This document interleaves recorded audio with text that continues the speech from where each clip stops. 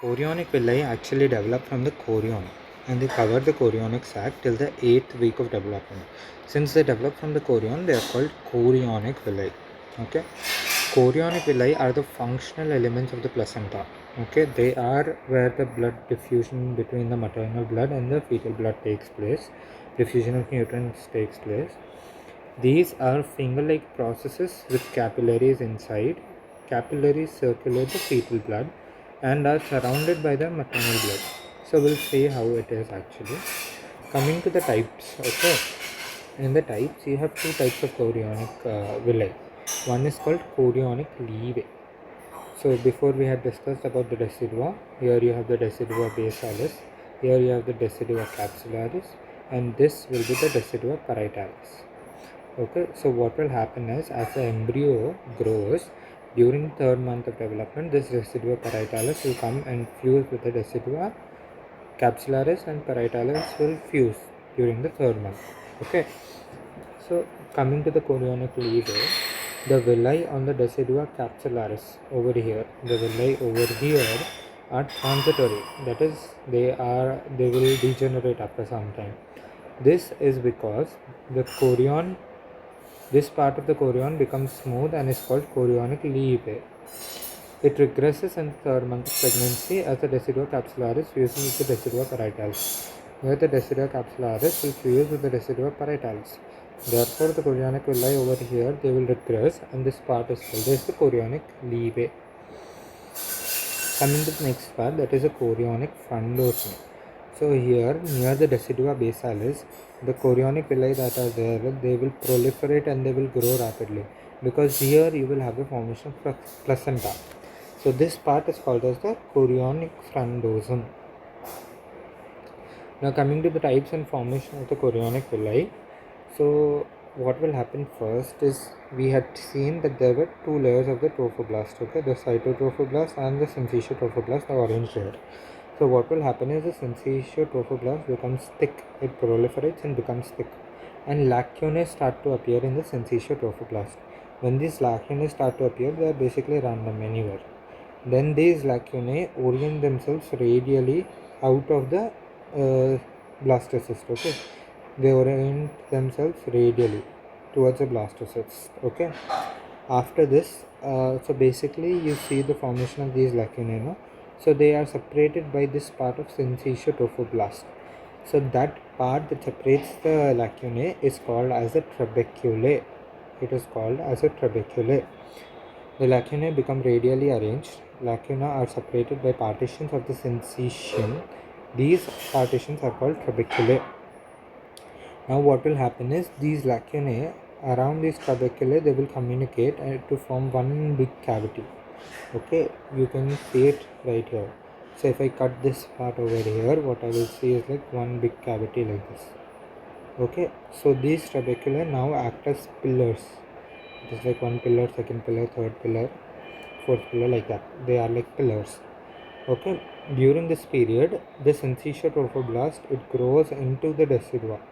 So when it grows into the decidua, the blood vessels of the decidua come and they pierce these lacunar spaces like this.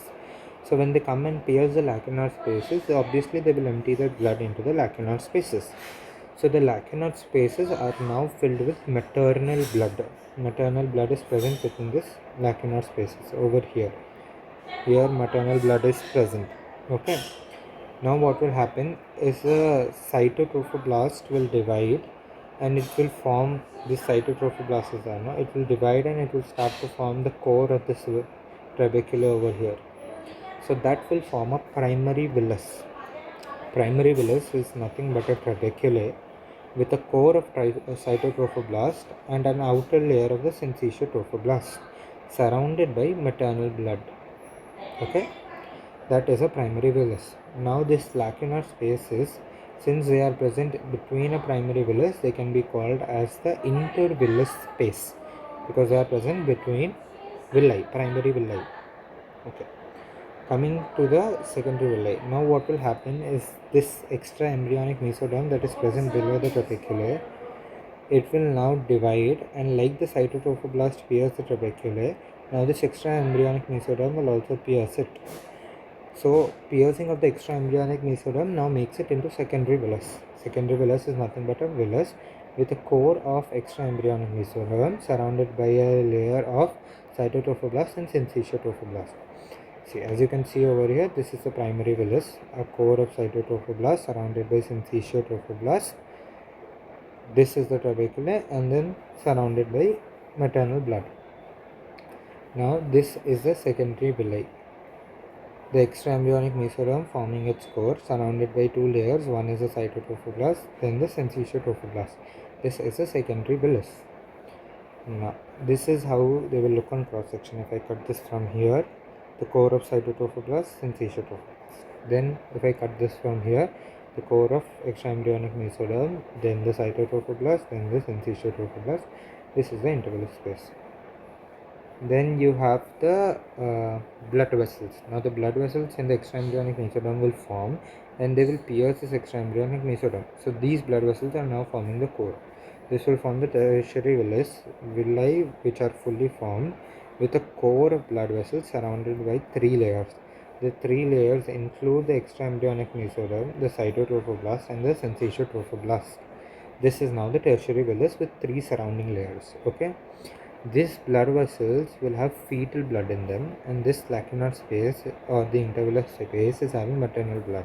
So diffusion of nutrients and toxins occurs like this. Okay, over here.